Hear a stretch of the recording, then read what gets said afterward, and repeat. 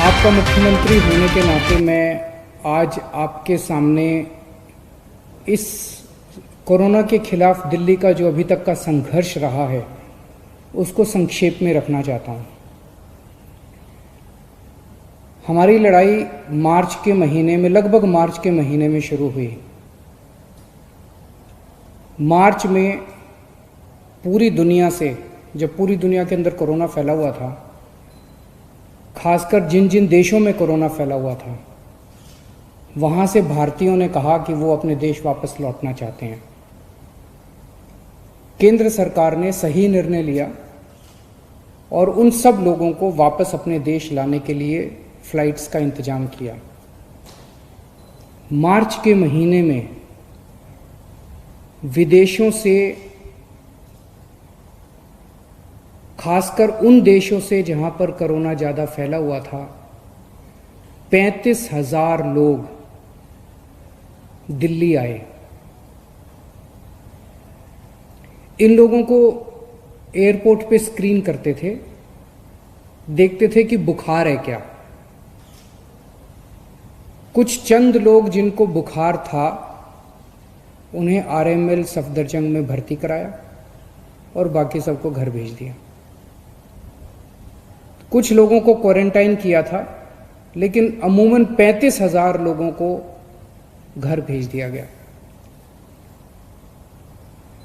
जाहिर है कि ये जितने लोग अपने अपने घर गए उस टाइम, और ये सब उन दिनों कोरोना के बारे में जानकारी कम थी, गाइडलाइंस कम थी, ये सब लोग अपने अपने घर गए और जाहिर है कि एक से दूसरे को, दूसरे तीसरे को कोरोना फैलता गया।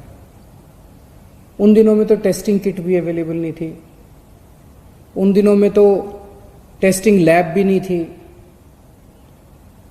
टेस्टिंग भी नहीं हो पाती थी।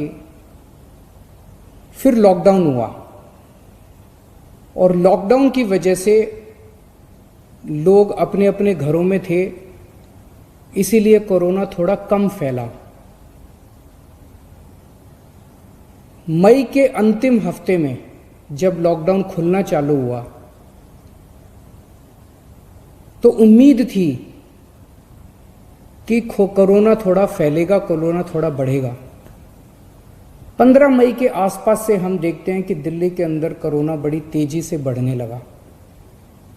जब लॉकडाउन खुला तो ऐसा उम्मीद थी कि कोरोना के केसेस बढ़ेंगे, लेकिन कोरोना के केसेस उम्मीद से कहीं ज़्यादा तेजी से बढ़े और जून के पहले हफ्ते में आते आते, फर्स्ट वीक ऑफ जून में, दिल्ली के अंदर हमें बेड्स की कमी नज़र आने लगी, टेस्टिंग की कमी नज़र आने लगी। और बेड्स की कमी होने की वजह से जब कुछ लोगों को बेड्स नहीं मिल पा रहे थे तो मौत का आंकड़ा भी बढ़ने लगा। तब हमारे पास 2 ऑप्शंस थे। एक ऑप्शन था लॉकडाउन दोबारा लगा दिया जाए, हमने बहुत सारे लोग। दूसरा ऑप्शन था कोरोना से लड़ा जाए। जनता से पूछा, जनता का कहना था कि लॉकडाउन कब तक रहेगा, कभी ना कभी तो लॉकडाउन, आज नहीं तो कल, कल नहीं तो परसों, 1 महीने बाद, 2 महीने बाद लॉकडाउन तो खोलना पड़ेगा। तो निर्णय लिया गया कि कोरोना से लड़ेंगे, कोरोना से मिलकर सामना करेंगे, सारी दिल्ली के लोग मिलकर कोरोना का सामना करेंगे, कोरोना से युद्ध करेंगे। और तब ये पूरा प्लान बनाया गया और कोरोना से युद्ध में 5 हथियार तैयार किए गए। पहला हथियार, बेड्स की संख्या बढ़ाई गई। हमने देखा कि लोगों को कोई एक अस्पताल से दूसरे अस्पताल में दौड़ रहा है, दूसरे से तीसरे में दौड़ रहा है, बेड्स नहीं मिल रहे हैं, बेड्स की बहुत कमी है। मेरे पास रात रात भर फ़ोन आते थे, मैं रात रात भर जाग के लोगों के लिए बेड्स का इंतजाम करता था। पिछले कुछ दिनों से फ़ोन आने बंद हो गए हैं। पिछले 1 महीने में हमने दिल्ली के अस्पतालों में कोरोना के मरीजों के लिए बहुत बड़े स्तर के ऊपर बेड्स का इंतजाम किया है। हमने सबसे पहला निर्णय लिया कि दिल्ली के सारे बड़े अस्पतालों में कम से कम 40% बेड्स कोरोना के मरीजों के लिए रिजर्व कर दिए। दूसरा बड़ा निर्णय लिया, दिल्ली के कुछ एक चंद बड़े अस्पतालों को, प्राइवेट और सरकारी अस्पतालों को पूरी तरह से कोरोना अस्पताल डिक्लेयर कर दिया गया। तीसरा बड़ा निर्णय लिया, हमने कई होटलों को अस्पतालों के साथ अटैच कर दिया। तो अस्पताल में 100 बेड हैं, लेकिन होटल में 200 बेड और लग गए, तो उस अस्पताल के 300 बेड हो गए एक तरह से। इस तरह से अस्पतालों की कैपेसिटी बढ़ाई हमने। होटल नाराज हुए, होटल कोर्ट में गए, हमने कोर्ट में लड़ाई लड़ी और कोर्ट में लड़ाई जीत गए और 3,500 बेड्स हम लोगों ने होटल के अंदर पिछले 1 महीने में हमने तैयार किए हैं। अब राधा स्वामी सत्संग ब्यास में 2,000 बेड्स और तैयार हो चुके हैं। 10,000 बेड्स बहुत जल्दी तैयार हो जाएंगे। बुराड़ी अस्पताल जो अभी कंस्ट्रक्शन चल रहा था, उसको टेम्पोरेरी बेसिस पे 450 बेड्स वहाँ तैयार कर दिए। तो पिछले 1 हफ्ते में पहला हथियार हमारा ये था, कोरोना के खिलाफ युद्ध में हमारा पहला हथियार था कि बेड्स की संख्या बहुत बड़े स्तर पे बढ़ा दी जाए। जून के पहले हफ्ते में दिल्ली में अस्पतालों में बेड्स नहीं मिल रहे थे। आज कोरोना के जितने बेड्स हैं, 13,500 बेड्स हैं दिल्ली में, जिसमें से 7,500 बेड खाली पड़े हैं। केवल 6,000 बेड्स ऑक्यूपाइड हैं। अभी बेड्स की फिलहाल कमी नहीं है, प्राइवेट में भी और सरकार में भी।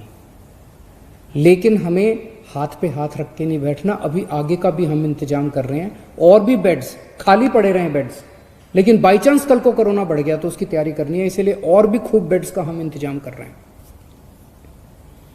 दूसरा हथियार हमारा था टेस्टिंग एंड आइसोलेशन। जून के पहले हफ्ते में हमने देखा कि लोगों को टेस्टिंग करने के लिए धक्के खाने पड़ रहे थे।